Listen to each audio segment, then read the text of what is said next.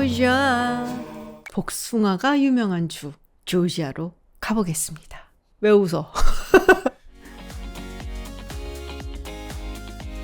안녕하세요, 김주윤입니다. 제가 일전에 요새 가장 핫하고 가장 뜬다 텍사스를 소개를 해드렸는데요. 저희 구독자분들 중에 텍사스에 거주하시는 분들이 정말 많으신 것 같더라고요. 좀 반가우셨던 것 같아요. 그래서 이번에 또 제가 흥미를 가지고 지켜보고 있는 주 조지아를 소개를 해드릴까 합니다. 최근에 아틀란타를 중심으로 해서 한인 커뮤니티도 어마어마하게 성장을 하고 있다고 하죠. 또 미국 내에서도 이 조지아로 이동하는 인구도 많아졌고요. 그만큼 경제 성장도 눈부시게 일어나가고 있고, 무엇보다도 인구가 유입되다 보니까 정치 성향도 바뀌는 것 같다라고 하는 그야말로 다이나믹해지는 주 조지아 이야기를 해보도록 하죠. 먼저 조지아라는 이름은 어떻게 지어진 걸까요? 사실 초기에 영국 식민지의 역사를 가지고 있었던 미국 주 같은 경우는 주로 영국 왕실 사람들 이름을 따서 진 경우가 많죠. 그래서 조지아도 마찬가지로 당시 왕이었었던 조지 2세의 이름을 따서 조지아라고 지었습니다. 그런데 처음부터 조지아를 영국이 소유하고 있었던 건 아니었어요. 이곳에 처음 발을 내디뎠던 것은 역시 스페인이었습니다. 1540년 스페인의 에르난도 데 소토라는 인물이 처음에 이곳에 발을 내디뎠고요. 그리고 스페인은 이곳을 거점으로 해서 뻗어나가려고 했죠. 그래서 정착지를 건설을 하고 선교사들을 이곳으로 보냈습니다. 무력으로 이곳을 점령한 후에 원주민들을 유럽 혹은 스페인의 문화를 습득하도록 하고 또 종교는 기독교를 받아들이도록 일종의 강요를 했었다고 볼 수가 있죠. 그런데 이후로 다른 나라들도 이쪽으로 내려오기 시작을 했어요. 영국은 물론이고 프랑스도 이쪽을 노리고 있었고, 그래서 결국 1700년대 초반 들어서는 영국과 스페인이 이 조지아 지역을 두고 서로 경쟁을 하게 됩니다. 이쪽이 영국으로서는 상당히 의미가 있었던 지역인 게 남쪽에 스페인이 차지하고 있었던 플로리다가 있었고, 그리고 서쪽으로는 프랑스가 있었거든요. 그렇기 때문에 자신의 이 동부 쪽에 있는 식민지들을 지키기 위해서 조지아가 완충지가 되어주기를 바랬던 거죠. 그래서 이 조지아의 지배권을 놓고 영국과 스페인이 싸우는데 여기서 굉장히 중요한 인물이 한 명 나옵니다. 제임스 에드워드 오글소프. 오글소프의 지도 하에 결국 스페인을 물리치게 되고요. 1733년 2월 12일 영국의 식민지로 선포가 됩니다. 근데 사람들이 잘 모르는 것 중에 하나가 있는데요. 원래 조지아가 처음 시작할 때는 노예 금지주였다라는 겁니다. 오글소프가 이 조지아주에서는 노예를 부르면 안 된다라고 규정을 정했었거든요. 그런데 1751년 이 노예금지법이 폐지가 되고, 그러면서 조지아는 아주 빠른 속도로 목화 산업을 중심으로 하는 장원 경제로 들어가게 되죠. 조지아가 영국 손에 들어가고 얼마 지나지 않아서 독립전쟁이 일어나게 돼요. 그런데 사실 조지아는 처음부터 미국의 독립을 지지했던 거는 아닙니다. 사실 당시에 미국의 13개의 식민지 주들을 보면은 위쪽에 매사추세츠를 중심으로 한 뉴잉글랜드 지역은 영국의 지배라든지 영국 왕실에 대해서 반대하는 성향이 짙었거든요. 근데 버지니아를 중심으로 해서 밑으로 내려올수록 왕정주의자들이 많았어요. 그 중에서도 조지아는 왕실을 지지하는 왕정주의자들이 정말 많은 주였죠.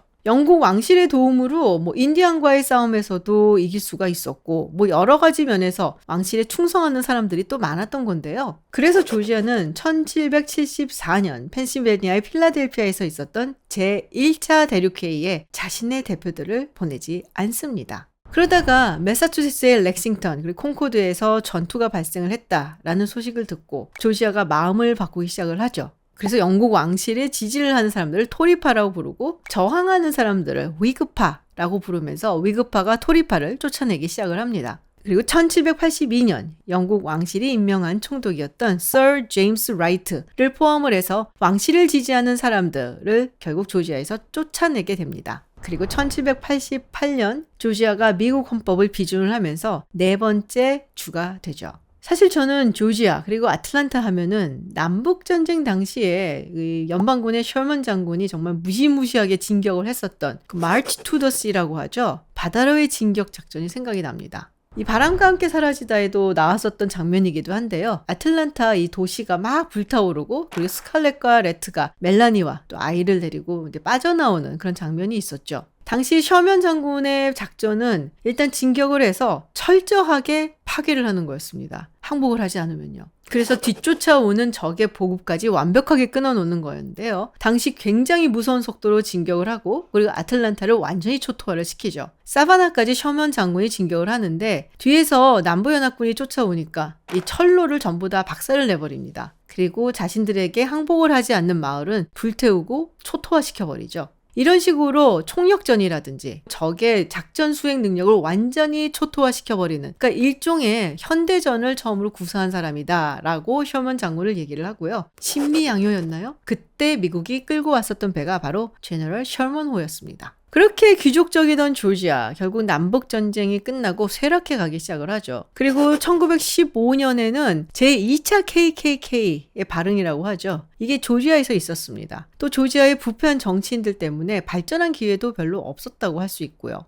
그랬던 조지아가 최근 들어서 변했어요 라는 얘기가 나오고 있는 거죠. 사실 지난번에 텍사스가 성장을 하고 있다라는 얘기를 했는데 또 성장하고 있는 남부의 주라고 한다면 조지아를 빼놓을 수가 없습니다. 2023년 기준으로 조지아 인구가 1100만 명인데요. 이게 미국에서 8번째로 많은 주다라고 할 수 있죠. 그리고 2020년부터 2023년 사이에 인구 성장률이 2.3%입니다. 미국 평균이 0.5%예요. 그러니까 미국 평균보다 훨씬 더 높다라고 할 수가 있고요. 2022년 센서스 데이터를 보니까 조지아로 유입이 된, 그러니까 새로 이사를 온 인구가 32만 7천 명이라고 합니다. 그럼 이 사람들이 주로 어디서 오냐? 플로리다에서 가장 많이 오고요. 그 다음에 캘리포니아, 텍사스, 노스캐롤라이나 이런 곳들에서 많이 온다고 하죠. 특히나 은퇴자보다 노동 가능 인구, 즉 젊은 인구들이 많이 오고 있기 때문에 조지아로서는 굉장히 좋은 소식이라고 할 수 있습니다. 그렇다고 해서 조지아가 그럼 미국 내에서 선두주자냐? 그거는 사실은 아니에요. 미국 평균보다 소득 수준이라든지 또 학력 수준 이런 것들이 약간씩은 낮습니다. 최근 들어서 많이 성장을 하긴 했지만 예를 들면 25세 이상의 인구 중에서 학사학위 소지자가 33.6%, 그리고 중위소득 수준도 보면은 가구당 71,335달러입니다. 그런데 우리가 눈여겨봐야 될 것은 최근 들어서 막 성장을 하고 있다라는 부분이죠. 아무래도 농업 경제 인구가 아직도 좀 많은 편이고 또 빈곤층의 비율이 평균보다 조금 높은 편이라서 이 부분은 앞으로 조지아가 더 성장을 한다면 따라잡지 않을까라는 생각을 해봅니다. 실제로 지난 10년 동안 굉장히 좋은 경제 성과를 올렸거든요. 현재 아주 많은 숫자의 경제개발 프로젝트가 진행 중이고요. 또 무엇보다도 눈에 띄는 건 해외 투자가 많다는 거예요. 그런데 이렇게 조지아가 경제 발전을 이루는데 한국이 또 한 몫을 했다라고 할 수가 있거든요. 조지아에 한국 기업들이 많이 진출해 있는데요. 그 숫자가 무려 140여 개다라고 합니다. 이 중에서는 당연히 굵직굵직한 대기업들도 있죠. 기아는 조지아 공장을 이미 두고 있고요. 그리고 현대는 전기차 전용 공장을 조지아에 건립 중입니다. SK이노베이션 전기차 배터리 공장도 조지아 잭슨 카운티에 소재하고 있죠. 왠지 이렇게 또 한국 기업들도 많이 진출해 있다 하니까 한국 커뮤니티도 커지고 있고 뭔가 좀 정감이 가네요. 근데 사실 제가 조지아에 관심을 가지게 된 것은 2020년 대통령 선거를 보고 나서입니다. 사실 조지아는 대부분의 남부주들이 그렇듯이 그냥 공화당 주다라고 여겨져 왔었죠. 물론 이제 이전에는 민주당 주였는데 이제 60년대에 민권 운동이 일어나고 그러면서 사실 공화당 쪽으로 넘어갔습니다. 그 지역의 정당 정체성을 가장 잘 보여준다라고 이야기를 하는 대통령 선거 결과를 보면 1964년 이후로 주로 공화당 쪽의 대통령 후보를 찍어왔어요. 안 그랬던 적이 몇 번 있었는데요. 1976년 그리고 1980년 선거였습니다. 지미 카터 전 대통령은 대통령으로 당선되기 전에 조지아주의 주지사였고 아주 큰 땅콩 농장을 가진 조지아 토박이입니다. 그리고 1992년 대통령 선거에서 알칸소주의 주지사였던 빌 클린턴이 조지아주를 이겼었는데요. 근데 그때 사실 빌 클린턴이 아버지 부시 대통령을 이겼던 거는 당시 제3의 후보였죠. 로스페로 후보가 아버지 부시가 가져가야 될 표를 좀 가져갔기 때문이다 라고 볼 수가 있어요. 그렇게 따지고 보면 사실은 지난 2020년 바이든 대통령이 조지아주를 이겼던 것은 정말 대단한 일이었다라고 볼 수가 있죠. 그때 표 차이가 0.2%포인트밖에 안 냈어요. 그해 대통령 선거에서 가장 신승이었다라고 이야기를 하죠. 어쨌든 그렇게 조지아를 바이든 대통령이 가져가고 그리고 현재 조지아의 연방 상원의원 2명이 모두 다 민주당입니다. 자, 그럼 어떻게 이런 일이 일어났을까? 아무래도 인구 유입이라고 볼 수밖에 없어요. 사실 이 사람들이 어떤 정치적인 성향을 가졌는지를 우리가 다 조사를 할 수는 없습니다. 다만 추정을 할 뿐인데 이렇게 조지아로 이사를 한 사람들이 새로 유권자 등록을 하거든요. 근데 이 유권자 등록을 새로 한 사람들이 어떤 인구 성향을 가졌는지를 살펴봤더니 3분의 2가 유색인종이고 그리고 반 정도가 35살 아래의 젊은 세대더라라는 겁니다. 뭐 우리가 확신은 할 수 없지만 왠지 민주당 성향이 강할 것 같은 느낌적 느낌이 들죠. 그래서 이걸 두고 역이민이다 라는 얘기도 나오고 있어요. 근데 이게 무슨 말이냐? 사실 1910년부터 1970년 사이에 남부에 살던 흑인들이 뭐 인종차별도 물론이고 그리고 여러 가지 위협에 이기질 못해서 위로 올라가는 그런 이주 현상을 보였거든요. 그래서 미시시피 같은 데서 출발한 흑인들이 주로 시카고로 가고 또 조지아라든지 사우스캐롤라이나, 노스캐롤라이나에서 출발한 사람들이 주로 뉴욕이나 뉴저지로 갔다라고 이야기를 합니다. 그런데 그랬던 사람들이 다시 남부 쪽으로 돌아오고 있다는 얘기예요.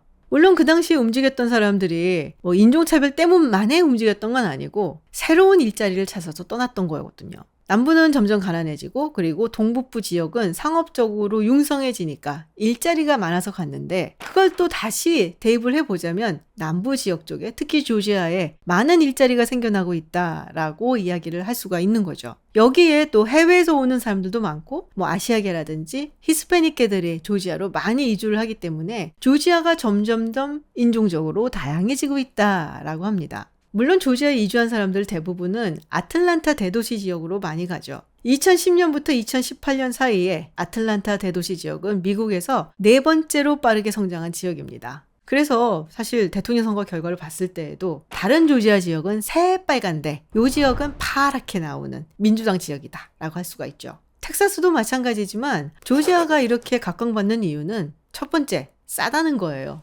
집값이라든지 생활비라든지 뭐 이런 것들이 뉴욕이나 이런 데에 비하면 훨씬 더 싸다는 것. 삶의 질이 그만큼 높아진다는 것을 의미를 하죠. 근데 또 하나 중요한 것이 있습니다. 좋은 대학교입니다. 미국 같은 경우 뭐 경제가 발전하고 그리고 아주 유수의 기업들이 성장을 하는 그 지역을 보면 어김없이 아주 훌륭한 대학들이 있어요. 조지아에도 있죠. 조지아텍이라든지 조지아 주립대학 같은 경우입니다. 생각을 해보시면은 실리콘밸리의 중심이 되었던 학교, 스탠포드 대학교가 있었고요. 또 마찬가지로 텍사스도 아주 좋은 대학교가 있죠. UT 오스틴 같은 대학교. 이 주변으로 해서 좋은 기업들이 생겨나고 그만큼 이 대학들을 나온 인재들을 리크루트해서 일종의 선순환적인 그런 생태계를 만들고 있고요. 또 조지아도 마찬가지로 조지아텍 같은 좋은 대학이 그런 역할을 하고 있는 것이죠. 그래서 앞으로 더 기대가 된다라는 이야기를 하는 겁니다. 어쨌거나 이런저런 이유로 민주당한테도 가능성이 점쳐지는 주가 돼버린 조지아. 과연 2024년에도